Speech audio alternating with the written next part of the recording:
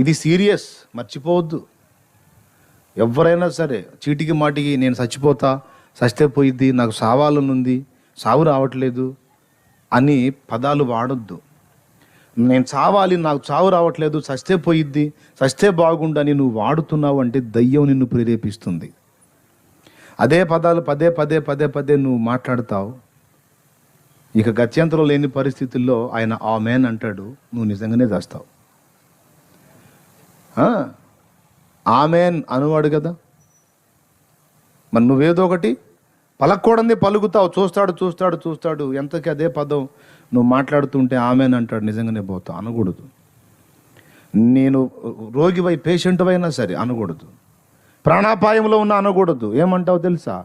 నేను చావను, బ్రతికి ఉండి దేవుని కార్యములు వివరిస్తాను. నేను చావను,